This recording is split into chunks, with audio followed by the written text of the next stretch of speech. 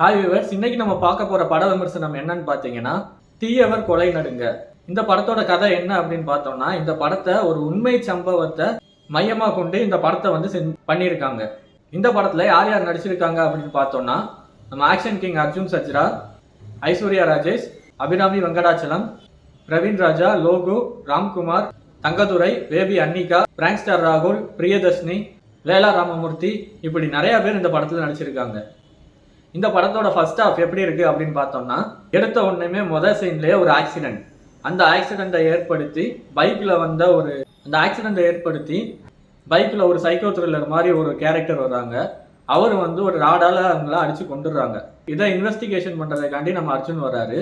அவர் அந்த கார்ல ஒரு கழுகு மாதிரி ஒரு சிம்பலை பார்த்துட்டு அவருக்கு வந்து மனசு உறுத்திக்கிட்டே இருக்கு, இது வந்து ஆக்சிடென்டா இருக்காது, இது கண்டிப்பா ஏதோ ஒரு மர்டர் அப்படிங்கிற பாயிண்ட் ஆஃப் வியூல அர்ஜுன் வந்து அதை தீவிரமா விசாரிச்சு கொஞ்சமா நியூஸை வெளில எடுக்கிறாரு. அப்படி போகும்போதுதான் ஒரு சின்ன குழந்தைய மாடியில இருந்து தவறி விழுந்து இறந்துருக்கு, அந்த கேஸுக்கும் இதுக்கும் ஏதோ சம்பந்தம் இருக்கு அப்படிங்கிறத கண்டுபிடிக்கிறாரு. கண்டுபிடிச்சு வில்லனை கிட்ட நெருங்க நம்ம வந்து இவர் தான் வில்லனா இருக்குமோ அப்படின்னு ஒவ்வொன்னா பாஸ் பண்ணி போவோம். ஆனா இன்டர்வெல்ல என்ன பண்றாங்க அப்படின்னா, அர்ஜுன் வெஸ் ஐஸ்வர்யா ராஜேஷ், இவங்க ரெண்டு பேத்துக்குள்ளதான் ஃபைட் வரப்போகுது.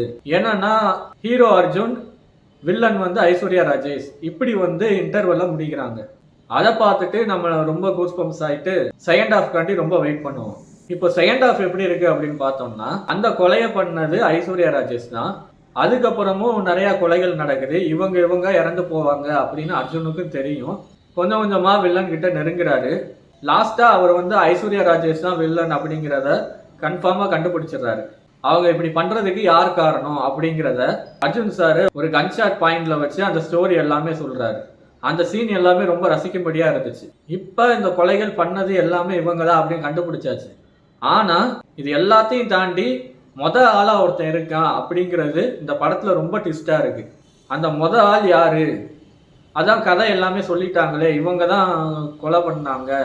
அதாவது அந்த சின்ன குழந்தை வந்து மாடியில இருந்து தவறி விழுகல, அவங்க வந்து தூக்கி போட்டு மர்டர் பண்ணியிருக்காங்க. அது எதுக்காண்டி மர்டர் பண்ணாங்க, ஐஸ்வர்யா ராஜேஷ் எதுக்கு அவங்கள பழி வாங்குறாங்க, இது எல்லாமே சொல்லிட்டாங்க. அது போக கிளைமேக்ஸில் அந்த வில்லன் யாரு அப்படிங்கிறது தான் பயங்கர ட்விஸ்டா வந்து வச்சிருக்காங்க. அது யாருன்னு நீங்க கண்டிப்பா தியேட்டர்ல போய் பாருங்க. இந்த படம் கொஞ்சம் ஸ்லோவா இருந்தாலும் அர்ஜுனோட ஆக்ஷன் எப்படா வரும்னு எல்லாத்தையும் காத்துக்கிட்டு இருக்க வைக்குது. ஐஸ்வர்யா ராஜேஷுக்கும் அர்ஜுனுக்குள்ள எப்ப சண்டை வரும் அப்படின்னு வெயிட் பண்ண வைக்குது. ஐஸ்வர்யா ராஜேஷ் ரொம்ப ரிஸ்க் எடுத்து ரொம்ப ஸ்டண்ட் பண்ணி சூப்பரா ஃபைட் சீன்ஸ்லாம் பண்ணியிருக்காங்க. கிளைமேக்ஸ்ல அர்ஜுன் சார் வந்து ஒரே ஒரு ஃபைட் சீன்ல நம்மளை வந்து ஆக்ஷனை காட்டி திருப்திப்படுத்துறாரு. படம் ஃபுல்லா கேமராமேன் அர்ஜுன் சாரை இன்னும் எங்காவே காட்டியிருக்காங்க, இன்னும் அப்படிதான் இருக்காரு. அர்ஜுன் சாரை லைக் பண்றவங்க கண்டிப்பா படத்தை போய் பாருங்க, கண்டிப்பா எல்லாருக்குமே பிடிக்கும்.